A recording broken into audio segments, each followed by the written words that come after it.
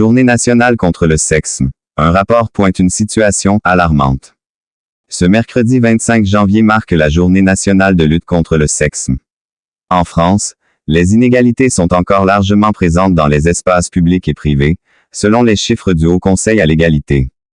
La situation est alarmante, selon le Haut Conseil de l'égalité, lequel est à l'origine de ce deuxième baromètre sexisme, une étude menée par l'Institut Via Voice sur 2500 femmes et hommes issus d'un échantillon représentatif de la population. Le constat est que le sexisme ne recule pas en France malgré des avancées incontestables en matière de droits des femmes.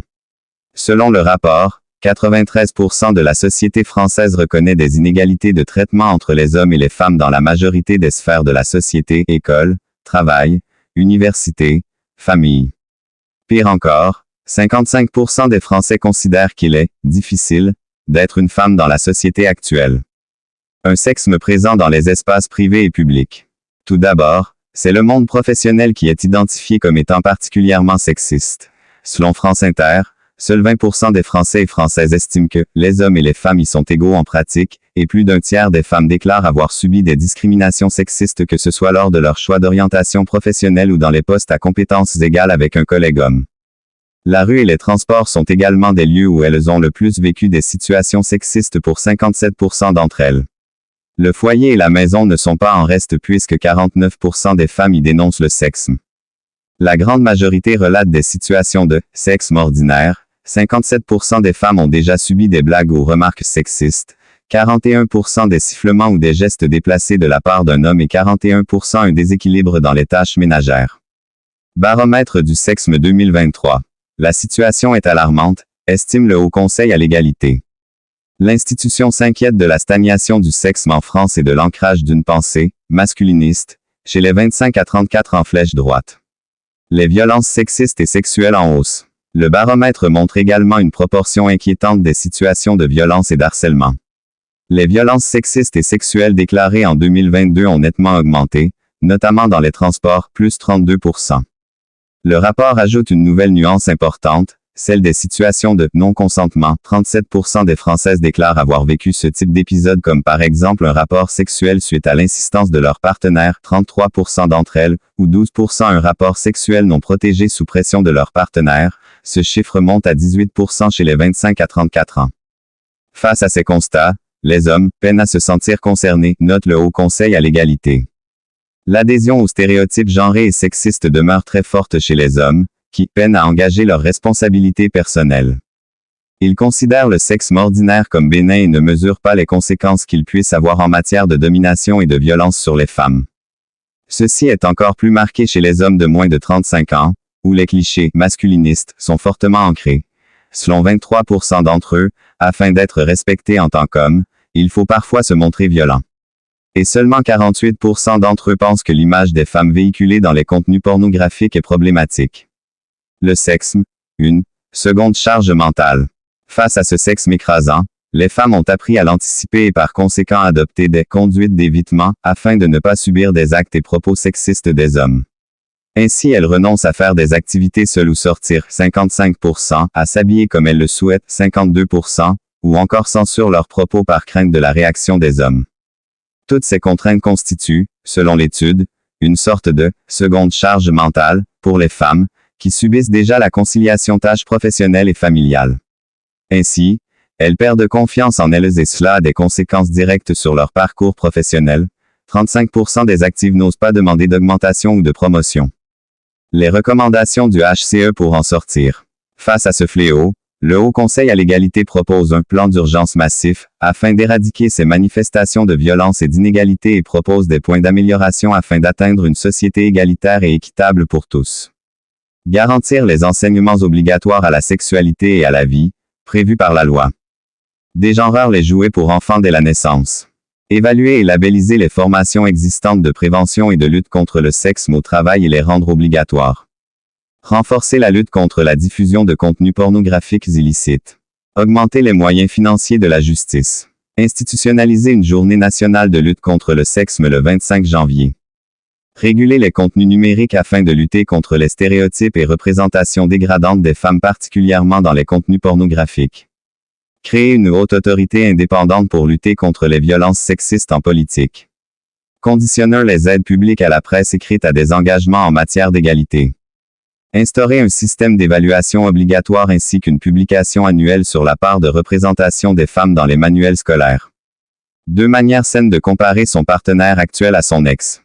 Débuter une nouvelle histoire en la mettant en parallèle avec l'ancienne serait une attitude saine, d'après une thérapeute. Les ruptures sont des moments douloureux et il est parfois difficile de tourner la page. Certains d'entre nous se repassent le film sans cesse pour comprendre l'origine de la séparation. Aussi, lorsque nous rencontrons un nouveau partenaire, il semble normal de repenser à son prédécesseur. Et l'on ne peut s'empêcher de faire la comparaison mentalement. Or, comparer votre nouvelle rencontre toute fraîche à votre ancien conjoint n'est paraît-il jamais de bon augure. Cela signifierait que vous n'êtes pas prêt pour une nouvelle histoire. Et peut s'avérer quelque peu malsain de comparer une personne à une autre. Une croyance que vient infirmer la thérapeute conjugale Pamela Larkin. En effet, elle soutient que cette comparaison est naturelle et même saine. Elle nous livre 2 manières de faire qui seraient constructives et nous met en garde contre 2 autres mauvaises habitudes que nous adoptons inconsciemment. Lorsqu'on compare un potentiel futur partenaire à l'ancien, on cherche par là à se rassurer que l'on n'est pas en train de reproduire les mêmes erreurs que par le passé, explique Pamela Larkin, thérapeute et conseillère conjugale. En observant quels sont les points divergents entre nos partenaires, on pourrait éventuellement éviter les pièges et déceptions qui ont conduit à la précédente séparation. Comparez vos ressentis et sentiments. Au lieu de vous focaliser sur ce que l'autre fait ou ne fait pas, prêtez attention à ce que vous ressentez en sa présence. Êtes-vous heureux de le retrouver à chaque rendez-vous? Vous sentez-vous à l'aise, vous-même en sa présence? Peut-être que vous n'étiez pas aussi enthousiaste en compagnie de votre ex ou que vous vous demandiez toujours quand alliez-vous ressentir de la joie ou de l'amour. Explique la thérapeute. Cette comparaison est importante car elle vous aidera à déterminer si vous sortez avec quelqu'un car vous lui plaisez ou bien parce que vous êtes heureux en sa présence. Comparez sa disponibilité. Essayez de voir si votre nouvelle rencontre est disponible pour vous ou non, que ce soit sur le plan émotionnel ou concrètement. L'emploi du temps de votre ex-conjoint l'a peut-être empêché de vous accorder la priorité dont vous aviez besoin. Cette nouvelle personne est-elle en mesure de répondre à vos besoins? Lorsque vous êtes en mesure de réfléchir à ce qui vous manquait, vous pouvez alors évaluer si votre partenaire actuel diffère ou pas du précédent, analyse Larkin. Entamer une histoire avec quelqu'un qui n'est pas prêt à vous faire une véritable place dans sa vie ou bien vous rendre compte que vos priorités divergent, ne peut que mener à l'échec. Quelle est votre relation avec votre ex? Faites le test. La souffrance liée aux ruptures amoureuses est souvent sous-estimée. Avec le temps, tout passe, 1 de perdu, 10 de retrouvé. À l'heure où un couple sur 3 se sépare, rompre est devenu banal. Mais la séparation amoureuse reste le plus souvent une expérience très douloureuse. Pour Lisa Le Tessier, psychologue cognitivo-comportementaliste, il s'agit même d'un des événements les plus difficiles à traverser. Psychologie. La souffrance liée à une séparation semble banalisée dans notre société. Qui n'a pas entendu 1 de perdu, 10 de retrouvé, tu en trouveras un autre, avec le temps, tout passe. Comment l'expliquer? Lisa Le Tessier. Cette souffrance est très souvent sous-estimée, en effet. La rupture amoureuse est classée dans les événements de vie, elle est devenue quelque chose de banal, que tout le monde vit au moins une fois. On se dit donc que l'on s'en sort, que ce n'est pas grave. Et heureusement, c'est souvent le cas. Mais pour certains, ce peut être le déclencheur de grandes difficultés, de dépression majeure, de crise d'angoisse, de décompensation, quand il y a des terrains fragiles. Certains ne vont plus pouvoir travailler et vont être arrêtés.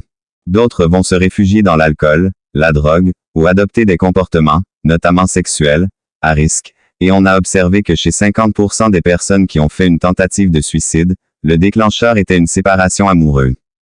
Dans une rupture, on a parfois vraiment l'impression que nous n'allons pas nous en sortir. Que nous ne pouvons pas vivre sans l'autre, que nous allons mourir. Des angoisses archaïques de séparation et même de mort peuvent ressurgir. C'est très physique, comme sensation. Pour vous, une rupture amoureuse est l'un des événements les plus difficiles à traverser dans une vie. Pourquoi? Lisa Le Tessier. Une séparation déclenche les mêmes processus psychologiques qu'un décès. Il y a un véritable deuil à faire, mais de quelqu'un qui est encore là et qui nous refuse sa présence, son amour, son soutien. C'est extrêmement douloureux. Le couple représente une illusion de permanence. On se construit comme une petite bulle, avec des repères que nous pensons stables, des projections dans l'avenir. Lorsque tout d'un coup, tout ceci prend fin, c'est comme si la vie s'arrêtait. Notre monde, notre équilibre, nos rêves s'écroulent. C'est un énorme bouleversement des repères psychiques. Un tremblement de terre, un tsunami, parfois. Pour aller plus loin, quand le couple a été ensemble peu de temps, ou qu'il est jeune, nous avons encore plus tendance à minimiser la souffrance endurée. Cas ne fait que 6 mois, tu as la vie devant toi, la douleur est-elle proportionnelle à la durée de la relation ou à l'âge des membres du couple? Lisa Le Tessier. Pas du tout. Cet état de détresse psychique peut toucher tout le monde, à tout âge. On banalise trop souvent les ruptures chez les adolescents car ils sont jeunes. En réalité, ils sont à surveiller car ils sont très impulsifs et capables de faire des bêtises. De même, ce n'est pas parce que le couple était ensemble depuis peu que la souffrance est moins forte. Lors de la période de lune de miel qui caractérise le début d'une relation, la sécrétion d'ocytocine et de dopamine fait l'effet d'une drogue. Quand la séparation a lieu très tôt, on subit donc un sevrage brutal, qui entraîne une sensation physique de manque, avec ce sentiment terrible de vide et ce besoin compulsif de voir l'autre. Ceci génère parfois des comportements très obsessionnels, avec des ex qui ne lâchent pas l'affaire, qui suivent celui est parti, le harcèle de messages. Testez-vous. Pour aller plus loin, comment vivez-vous les ruptures? Fuite en avant, refuge dans le passé, expression de la tristesse ou de la colère, chacun réagit à sa manière à une rupture. Qu'en est-il de vous? Ne sommes-nous pas aussi les premiers à banaliser nos ruptures? Lisa Le Tessier. Si, nous nous disons que ce n'est pas grave, que ce n'était pas le bon ou la bonne. Parfois, c'est bien sûr le cas. Mais attention, il peut également s'agir d'une stratégie d'évitement de la situation, d'une façon de ne pas se confronter à nos émotions douloureuses. Mais ce n'est pas parce que nous cherchons à les dissimuler, que ces émotions vont disparaître. Au contraire, elles vont s'entasser et un jour, ressortir de façon fulgurante. Pour rebondir, il faut accepter de ne pas être bien pendant un moment. C'est normal.